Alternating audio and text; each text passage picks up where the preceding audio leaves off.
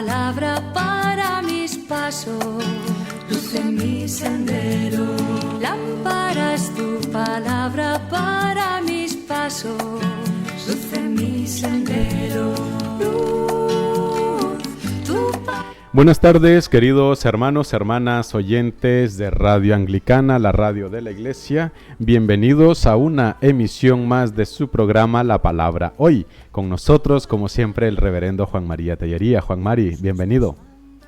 Muchas gracias, reverendo Noel, y muy buenas tardes a ti, lógicamente, a todos los equipos que estáis ahí en Zaragoza, Radio Anglicana, y por supuesto, muy buenas tardes o noches, depende del lugar en que se encuentren nuestros amigos y la hora del día en que estén viviendo. Muy buenas tardes, noches a todos vosotros que estáis ahí al otro lado y nos estáis acompañando y haciendo el programa. Totalmente, principalmente los que nos escuchan a través de la transmisión de Radio Anglicana en las aplicaciones móviles, tanto en sus dispositivos Android como también en sus dispositivos iOS, aquellos que nos ven y nos escuchan en este momento a través de la página web, tanto en audio como en vídeo que en este momento estamos emitiendo, y también a los que nos siguen a través de las distintas plataformas de vídeo, tanto en Facebook, en Telegram, como también en kit.com, que nos acompañan y siguen esta retransmisión de Radio Anglicana. Sean todos bienvenidos. Es tu palabra para mis pasos, luz en mi sendero. Seguimos con estas reflexiones en torno a primer libro de los Reyes. En esta ocasión nuestro tema principal se llama Ciclo de Elías y Guerras Arameas. Es la primera parte de este programa. Y vamos a abarcar los capítulos del 17 al 19 de este primer libro de los Reyes. Así que recuerden, Ciclo de Elías y Guerras Arameas, primera parte, aquí en Radio Anglicana, para que sigamos reflexionando en torno a este primer libro de los Reyes. Y hoy, capítulo 17, 18 y 19, estaremos abarcando en nuestro programa de hoy. Palabra es la luz,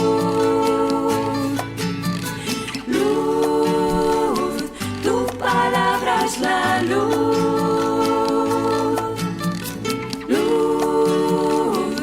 Como siempre también animamos a nuestros hermanos a que si tienen algún momento, alguna inquietud, alguna pregunta, pueden hacérnoslo llegar a nuestro número de WhatsApp de Radio Anglicana, el 698-680696, anteponiendo el signo positivo con el número 34.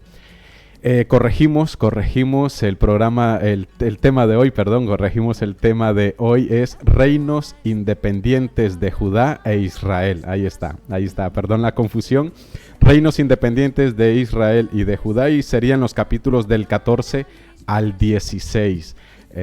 Ha habido un pequeño desfase porque hace 8 días, como bien sabéis, por asuntos pastorales no pudimos emitir y era el programa que teníamos pensado, pero bueno, es de humanos errar, ¿no, Juan Mari? Sí, errare humanum est, que decían los antiguos. Ahí y está. tenían razón.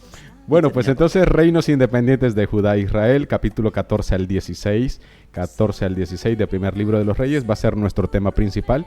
Y como siempre, vuelvo a repetir, si quieren alguna intervención, alguna pregunta o alguna aclaración, hacérnoslo llegar a nuestro número de WhatsApp 698-6806-96 con el número positivo y el signo positivo y el número 34.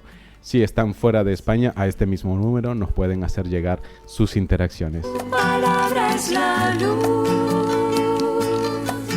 Bueno, pues comenzamos, Juan Mari, ya de lleno con este tema, Reinos Independientes de Judá e Israel. ¿Y qué nos muestran estos capítulos en modo conjunto? ¿Qué podríamos tener en cuenta para comenzar, Juan Mari?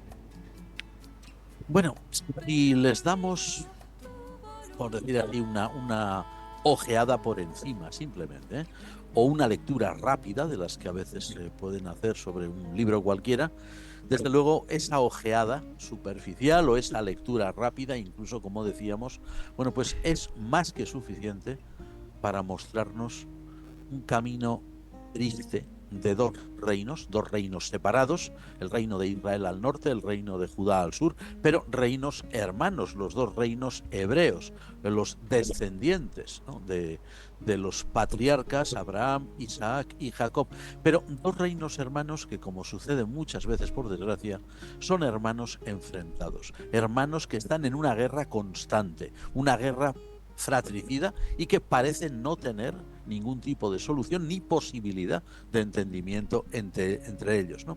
Pero fijémonos bien que no es solamente en estos capítulos, ¿no?, que hemos mencionado, 14 al 16 del libro primero de los Reyes, es que eso va a ser una constante a lo largo de todo lo que nos queda del libro primero de los Reyes y también del segundo, hasta que ambos reinos desaparezcan. Vamos a decirlo así en muy pocas palabras. Estos capítulos concretamente de hoy, 14 al 16, lo que nos evidencian es una historia de un pueblo irremisiblemente dividido y un pueblo enfrentado, un pueblo hostil para consigo mismo, lo cual es una de las mayores desgracias que pueden acontecer en una nación o en un país. Para ubicarnos mejor, Juan Mari, comencemos, por ejemplo, con el Israel septentrional. ¿Qué se nos describe en estos capítulos acerca de este reino? Israel septentrional son las tribus del norte, o sea, lo que se va a llamar el reino de Efraín. Este reino, como veíamos, ¿no?, inicia su andadura política, económica, social, pues con aquel cisma, aquella ruptura provocada por aquel personaje que se llamaba Jeroboam, que fue su primer monarca. Y desde luego que en sus primeros años, en sus primeras décadas, pensemos que estamos pues en un momento muy concreto, que es el finales del siglo X antes de Cristo y comienzos del siglo IX, pues este reino está viviendo una época muy convulsa, ¿no?, muy revuelta, en la que los reyes se suceden unos a otros, no son de la misma familia, son intentos de establecer nuevas dinastías, pero no tienen continuidad. Es decir, tan pronto como cae uno, el que se levanta después, que a veces ha sido el causante de la caída de aquel, va a intentar establecerse él, pero habrá otro que también lo tirará abajo, ¿no? O sea, un golpe de estado se sucede a otro. Las conjuras palaciegas, por decir así, se multiplican y algunos monarcas duran prácticamente días en el trono, nada más. Y en todo momento esos soberanos israelitas, esto sí, esto insiste mucho los autores del libro de Primero de los Reyes, esos soberanos israelitas, efraínitas del norte, se muestran siempre afectos, muy afectos, al nuevo sistema religioso orquestado por Jeroboam, un sistema que es enemigo de la dinastía de David, un sistema que es hostil a Jerusalén, hostil al templo. Es decir, que es un totum revolutum, como si dijéramos, ¿eh? Nadie sabe cuánto va a durar el gobierno, lo van a tumbar enseguida, luego vendrá otro, pero en algo están de acuerdo, y es que no quieren saber nada con la dinastía del sur, la dinastía de David, ni con el templo de Jerusalén, ni con los servicios que en él se hacían. Una lástima. Siempre en este reino, en este reino, Juan Mari, aparecen figuras proféticas como Agías, como Jehú. ¿Qué nos indica eso? Bueno, pues podemos decir que aunque los israelitas del norte, ¿no?, con toda esa línea de reyes que van uno detrás de otro, pisándose uno al otro, haciendo caer el uno al otro, aunque los israelitas están metidos en esa vorágine de revueltas y de cambios constantes que no cuajan, bueno, pues los israelitas habían dado la espalda al yavismo oficial de Jerusalén, al yavismo de David, y se habían entregado pues a unas prácticas culticas, como decíamos, muy discutibles. Pero cuidado, eso no implica que Dios los rechazara como su pueblo o que Dios se olvidara de ellos. Ahí aparecen figuras como estos que has mencionado, el profeta que ya conocemos, que es Agías silonita, que es el que predijo a Jeroboam que sería rey de Israel, o este nuevo que se menciona ahora, que es Jehú. Bueno, pues estos profetas, Agías, Jehú y otros, que no se mencionan por nombre, estaban allí para recordarle a Israel que a pesar de todo lo que habían hecho, a pesar de la situación que vivían, debían saber quién era realmente su Dios y lo que Dios pedía de ellos. Tiempos más tarde, siglo más tarde, pues serían otros profetas como Amós o como el profeta Oseas, los que recordarían de nuevo a ese Israel del norte que Dios es misericordioso y que Dios exige obediencia de ellos. Por decirlo en muy pocas palabras, la cuestión es que, a pesar de todo, Dios no se olvidaba de su pueblo, Dios no se olvidaba del pacto, de la alianza que había realizado históricamente con Israel, porque el ser humano puede ser infiel, puede ser ingrato, y esto le lleva a ser olvidadizo para con Dios. Pero Dios nunca olvida a los suyos, nunca es infiel para con ellos, al contrario, siempre está ahí para guiarlos y también para ayudarles en la medida de lo posible. Ahora, aplicando esto mismo, Juan Mari, pero hacia el otro reino, el reino del sur, ¿qué se nos describe de él en estos pasajes? Pues la verdad, algo desgraciadamente muy parecido. A ver, tampoco los autores de los libros de los reyes dan o presentan una imagen demasiado, como diríamos, halagüeña, ¿no?, del reino de Judá. A ver, ni el rey Roboam, que fue el primero, ¿no?, el hijo de Salomón, ni tampoco sus sucesores inmediatos van a ser realmente un ejemplo de fidelidad y de ortodoxia en relación para con Dios. Por el contrario, también van a seguir caminos de tipo paganizante. Recordemos cómo había sido Salomón en sus últimos años, como habíamos visto ya en algún programa. Bueno, pues ellos van a seguir más o menos la misma línea, ¿no? Por otro lado, hay un detalle muy importante, y es que el reino de Judá es saqueado por un faraón egipcio, el faraón Sesac, que entra en Jerusalén, que se lleva todo lo que puede de los tesoros, etcétera. Es decir, que deja al reino de Judá en una situación económica más que catastrófica. Está claro que el reino de Judá ahora se ha convertido en un reino políticamente muy débil, un reino que no tiene fuerza militar y un reino cuya economía está pues prácticamente destruida, ¿no? La única diferencia que tiene Judá, el reino del sur, con Israel o Efraín, el reino del norte, es que Judá va a mantener siempre, y esto es importante, una misma dinastía, una única dinastía, que es la dinastía de David, que son la familia de David, ¿no? Y esto pues evidencia el cumplimiento de las promesas hechas por Dios a David, ¿no?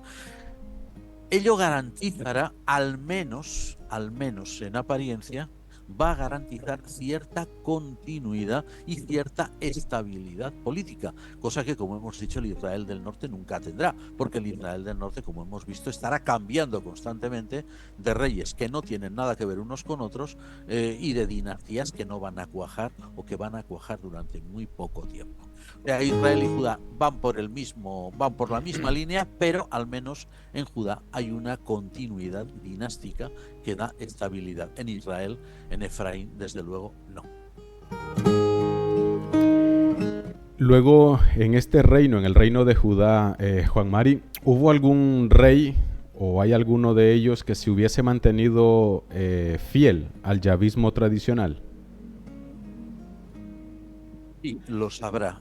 De hecho, a lo largo de la historia del reino de Judá, habrá cuatro reyes que serán fieles, ¿no?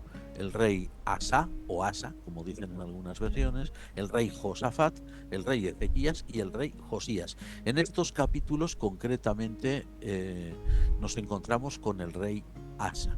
Y en los últimos capítulos del libro primero de los reyes veremos a otro, que es Josafat. Ellos serían reyes fieles a Dios. Ahora, los restantes reyes de Judá, bueno, pues van a ser un problema desde el punto de vista religioso, pues como decimos, seguirán arrastrando al pueblo a prácticas sincretistas, a prácticas idolátricas heredadas de Salomón, que van a poner en peligro la fe del pueblo hebreo. Pero al menos estos cuatro que hemos mencionado, y en estos capítulos el primero de todos ellos, Asa o Asa, van a ser reyes fieles. ¿Qué explicación tendría eso, Juan Mari, ese detalle que nos acabas de comentar, ¿no? De que por un lado habían reyes que arrastraban al pueblo a la idolatría y luego pues hubieron también reyes tanto del reino del norte como del sur, pues arrastraron al pueblo de la idolatría, pero luego hubieron estos reyes que nos has mencionado que se mantuvieron firmes, fieles e incitaron o incidieron que el pueblo tenía que volver a Dios. La pregunta es muy importante porque esta es una pregunta que yo creo que todos los lectores de la Biblia nos lo hemos planteado más de una vez a lo largo de nuestra vida, ¿verdad? Y los que hemos estudiado en seminarios, pues todavía más, ¿no? Pero incluso lo que diríamos el creyente de a pie, por decir así, pero que es un creyente fiel, que es un lector habitual de la Escritura, se plantea constantemente, o sea, se replantea una y otra vez esta pregunta. A ver, nosotros hoy, desde nuestra óptica del siglo XXI, de la era cristiana, tenemos muy difícil el poder juzgar situaciones que se vivían en tiempos antiguos, porque nuestros patrones de pensamiento actuales, los patrones de pensamiento que tenemos hoy en nuestro mundo cristiano occidental, no son los que se tenían en aquellas épocas tan recónditas, como hemos dicho, siglo X, siglo IX antes de Cristo, ¿no? A ver, ¿cómo diríamos? El individualismo, vamos a llamarlo así. El individualismo de nuestras sociedades occidentales no existía en aquellos tiempos antiguos, y menos aún en el Medio Oriente, ¿no? De ahí, claro, fijémonos bien, la tremenda responsabilidad que caía sobre los hombros de quienes ejercían autoridad, de quienes ejercían el poder, pues eran ellos quienes marcaban las pautas religiosas del pueblo. A ver, casos individuales de fieles creyentes que lo fueran por sí mismos, contra viento y marea, se podían encontrar, pero eran muy pocos. No tenemos más que ver, por ejemplo, los capítulos finales de este libro o leer esa historia tan encantadora del libro deuterocanónico de Tobías, ¿no? En lo que se refiere al Israel del norte, ¿no?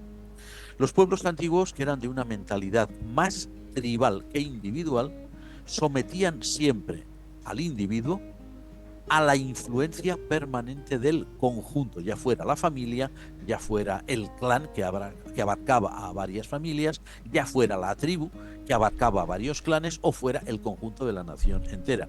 O sea, no concebía la gente en aquellas épocas, por lo general, que fuera posible desmarcarse del pensamiento o las creencias de quienes marcaban la pauta religiosa. Entonces, claro, si un rey era fiel a Dios, pues automáticamente el pueblo decía, pues sí, somos fieles al Dios de Israel, que es nuestro Dios, que es quien nos sacó de Egipto, en fin, toda la historia sagrada que ellos conocían, ¿no? Pero ¿qué ocurría en el caso contrario? Pues ahora el rey que viene, pues dice que hay que sacrificar, yo qué sé, a Baal, a Astarte, a este, al otro, vale, pues vamos a hacerlo porque es el rey. Para nosotros hoy es muy difícil entender esto, porque probablemente más de uno de nosotros hemos pensado, pues si yo hubiera vivido en aquella época ya me hubiera importado a mí muy poco lo que el rey hiciera o no hiciera. Yo soy yo y el rey es el rey y los demás los demás. Claro, para nosotros es lógico pensar así. De hecho, hoy pensemos un momento en nuestros países respectivos, ¿no? Lo que sea la creencia religiosa del jefe del Estado, si es que la tiene, no incide demasiado en cuál es nuestra creencia. O si su fidelidad a una forma de religión o de otra, a nosotros, a los ciudadanos de a pie, no nos preocupa. En aquella época era completamente distinto. Nos comentaba Juan Mari que el Reino del Norte pues tenía inestabilidad política total, golpe de Estado tras golpe de Estado. ¿Hubo algún momento en que llegaron a tener estabilidad? Sí, por poco tiempo. Sí, por poco tiempo. Más de un caso, estamos pensando ahora en un par de casos concretos, pero en estos capítulos que estamos, sobre los cuales, mejor dicho, estamos reflexionando ahora, hay un caso muy destacado, y es el caso de un rey que se llama Omri. Omri, o como dicen otras versiones de la Biblia, Omri, con acento en el I, ¿no? ¿Quién era Omri? Bueno, pues Omri fue uno de los muchos advenedizos al trono de Israel, que se sentó en el trono con un golpe de Estado, ¿no? Sin embargo, fundó en la ciudad de Samaria, como nueva capital del reino, una nueva dinastía. A ver, aunque curiosamente el texto sagrado del libro primero de los Reyes casi no dice nada de este hombre y lo poco que menciona es negativo, ¿eh? Prácticamente lo que se dice de él es que fue el padre de un rey bien conocido por sus impiedades, el rey Acab, el introductor del baalismo fenicio en Israel, por haberse casado con una tal Jezabel, que era una princesa fenicia, ¿no? Pues aunque en realidad el libro primero de los Reyes no diga casi nada de Omri, lo curioso es que la realidad histórica documentada fuera de la Biblia nos presenta el hecho de que Omri fue un monarca muy poderoso y además un monarca muy influyente, que no solo fue el fundador de una dinastía, esto sí que lo recoge el libro primero de los Reyes, una dinastía que gobernó al país pues a lo largo del siglo, de la primera mitad del siglo IX antes de Cristo, muchísimo para aquella época, ¿no? También nos dice que fue un militar muy renombrado en su época. También se nos dice que conquistó Moab, al oriente del Mar Muerto, y que lo sometió al dominio de Israel. Bueno, de hecho, simplemente un detalle, por no cansar a nuestros radio oyentes. Curiosamente, en la documentación contemporánea, a Israel, en muchas crónicas foráneas, se le llama la tierra de Omri, o el país de Omri. Fijémonos bien hasta qué punto este nombre era importante, ¿no? Es decir, que el poder de Israel en tiempos de Omri fue muy superior al poder que tenía Judá. Y como parece evidenciarse en estos capítulos finales de Primero de los Reyes y en los iniciales del libro Segundo de los Reyes, Judá pudo muy bien ser una especie de estado vasallo de aquel Israel septentrional semipagano. De esto nos dice muy poco o prácticamente nada el libro primero de los Reyes, pero la documentación foránea es conclusiva. A Israel se le llamaba el país de Omri. Fijémonos la importancia que tenía, que tuvo en aquel momento. Sí, y pensando en esto, Juan Mari, se me ocurre preguntarte lo siguiente: ¿a qué se debe de que Primera de Reyes omite, silencia tantos datos históricos, ¿no? Del reino del norte y sobre todo de este caso que nos acabas de comentar sobre la dinastía de Omri? ¿A qué se debe? Bueno, hay que tener en cuenta dos tipos de datos fundamentales, ¿no? El primero, y es que los hagiógrafos, los redactores que pusieron por escrito los dos libros de los Reyes, primero y segundo de los Reyes, fueron originarios de Judá, el reino del sur, y además eran fieles partidarios de la dinastía de David, con lo que lógicamente su interés por los monarcas del Israel septentrional pues era o muy escaso o prácticamente nulo, ¿no? No les interesaba hablar de o exaltar a ningún rey del norte, porque ellos los consideraban a todos reyes ilegítimos. Los únicos reyes eran la dinastía de David, los únicos reyes legítimos, ¿no? Y el segundo dato es que en los libros de los Reyes, lo mismo que los dos libros de Crónicas, o lo mismo que cualquier otro libro de los que llamamos libros históricos en el Antiguo Testamento, tenemos que tener en cuenta que no tienen como finalidad narrar auténticas crónicas históricas en sí mismas, ¿no? Sino una historia de la salvación, como hemos dicho en otras ocasiones. O sea que en este sentido, cualquier dato, incluso histórico de gran valor, aparece siempre en estos libros bajo el prisma religioso, sin tener en cuenta otros condicionantes que desde el punto de vista de la historia son importantísimos, ¿no? A los hagiógrafos, por ejemplo, solo les interesa una cosa: ¿son los reyes de Judá y los reyes de Israel fieles a Dios conforme al yavismo tradicional de la dinastía de David o no lo son? El resto no era digno de su atención. Del rey Omri, por ejemplo, lo poco que se dice es que no fue fiel a Dios y que casó a su hijo con una princesa pagana, con una princesa fenicia. No hay ni un solo dato de sus conquistas, ni un solo dato de su gran potencia política, militar o económica. No les interesaba. Lo único que les interesaba era decir, no fue un rey fiel a Dios.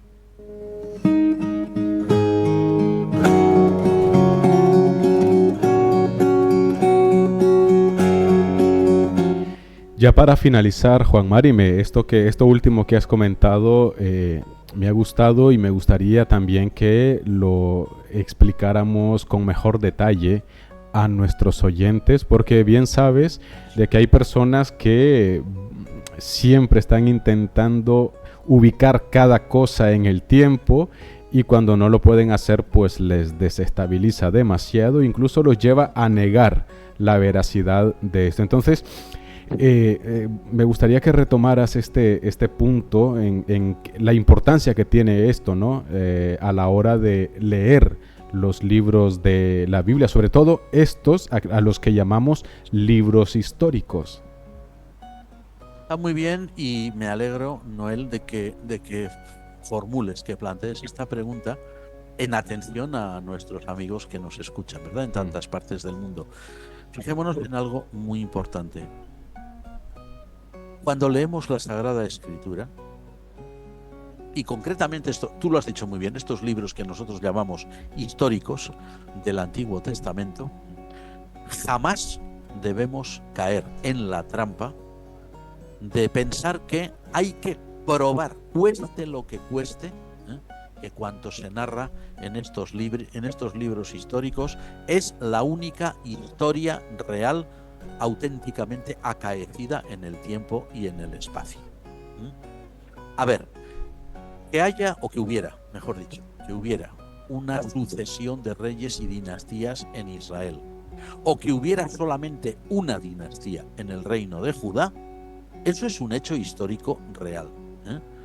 Pero no se puede computar ningún oráculo profético, no se puede computar históricamente hablando, o no se puede probar, entre comillas, ninguna intervención divina directa, ¿no?, en el devenir de los reinos de Israel y Judá en aquellos tiempos convulsos, ¿no? A ver, tenemos que tener en cuenta que el terreno de la fe, o el ámbito de la fe, nos tiene que ayudar a encontrar en estos libros sagrados la palabra de Dios, o sea, el mensaje de esperanza que Dios daba a su pueblo y que también nos puede dar hoy a nosotros. Pero cuidado, el terreno de la fe no es forzosamente el terreno de los datos históricos. Por esta razón, cuando vemos, pues en estos libros no se narran hechos históricos, como por ejemplo lo que acabábamos de mencionar sobre el rey Omri, ¿no? Se omite todo aquello, pero ¿por qué se hace? ¿Qué quiere decir? ¿Que las crónicas de la época mienten? ¿Que se han inventado toda una historia sobre Omri? No, es verdad. Sin duda, tal como lo describen, ¿no? Además, llamar al país de Israel la tierra de Omri, pues eso es muy significativo. Quiere decir que era un personaje de gran importancia. Pero, ¿qué ocurre? Que no es ese el punto de vista, no es esa la óptica, no es ese el prisma a través del cual escriben estos libros de los reyes los hagiógrafos que los pusieron por escrito, ¿no?, que los redactaron. Ellos tienen otro punto de vista, y el punto de vista es, como decíamos, la clave: fidelidad, infidelidad para con Dios. Los reyes de Israel o de Judá fueron fieles o fueron infieles, y no les preocupa más. A ver, eso no quiere decir que esos datos históricos sean falsos. Omri fue un gran personaje, según parece, pero claro, no fue fiel a Dios, y eso es lo único que les interesa destacar a los autores de estos libros, ¿no? Entonces, cuando nosotros leemos estos libros, tenemos que tener en cuenta que estos libros son realmente una reflexión desde la fe sobre personajes reales, sobre personajes históricos que verdaderamente existieron. Y al ser una reflexión desde la fe, no busca comprobación o no busca demostración de hechos históricos, sino lo que busca es ver qué relación con Dios tuvieron aquellos personajes. Así que nosotros como creyentes no debemos caer en la trampa de decir vamos a intentar que se demuestre que todo esto es históricamente, que es históricamente computable, porque no lo va a ser, ni vamos a decir lo que dicen las crónicas históricas que no están en los libros de los reyes, es todo mentira. No, no es mentira, es cierto. Lo que ocurre es que son enfoques distintos. Entonces, el creyente de hoy cuando lee los libros de los reyes, busca la expresión de la fe, el testimonio de la fe de Israel y cómo la fe de Israel catálogó a los antiguos monarcas israelitas o judaítas. ¿Eran fieles o no eran fieles? Sin meterse en otros asuntos. Pues aquí lo dejamos, Juan Mari. Es muy importante que tengamos en cuenta este último detalle que nos comentaba el reverendo Juan María, y es nuestra actitud a la hora de acercarnos a las Escrituras. No es para comprobar, para confirmar, para contrastar, sino para encontrar el testimonio de estas personas que de una u otra manera se mantuvieron fieles a Dios o promovieron la fidelidad a Dios, y también ver la otra cara de la moneda de, a pesar de todo, Dios se ha mantenido fiel con su pueblo. Pues Juan Mari, aquí lo dejamos. Gracias por este tiempo, por este momento compartido con nosotros y con los oyentes de Radio Anglicana. Al contrario, perdona que te interrumpa, pero gracias a vosotros. Gracias en primer lugar a ti, que estás siempre ahí. Gracias a todos los equipos que están ahí detrás, que están siempre ahí, siempre trabajando sin descanso, literalmente, para difundir esperanza. Y gracias, hermanos y amigos, a todos vosotros que estáis al otro lado de la radio, al otro lado de las cámaras, al otro lado de los aparatos que empleáis para escuchar el programa, pero que estáis constantemente colaborando con nosotros. Y algo muy importante que no suelo decir casi nunca, pero que no quiero que se olvide: gracias por vuestras oraciones. Amén. Porque vuestras oraciones por nosotros tienen efecto. Totalmente, como dice la Escritura, la oración hecha con fe tiene mucho poder. Así que muchísimas gracias. Ahí suscribo las palabras del reverendo Tellería, también agradeciéndoles a todos por su tiempo, por compartir con nosotros, y pues animándoles para dentro de 8 días que continuemos con estas reflexiones en torno al primer libro de los Reyes. Nos encontramos en la próxima emisión de la palabra hoy, si Dios así lo permite. Hasta entonces, alabado sea Jesucristo. Amén. Amén.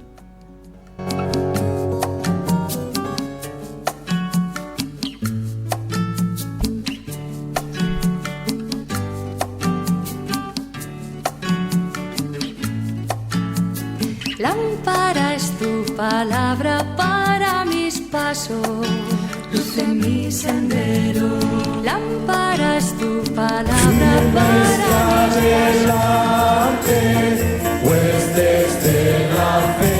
Usted está en sintonía de Radio Anglicana, transmitiendo vía internet en www.radioanglicana.es. También puede escucharnos en su dispositivo móvil, descargando nuestra aplicación para Android e iOS. Radio Anglicana, la voz de la Iglesia.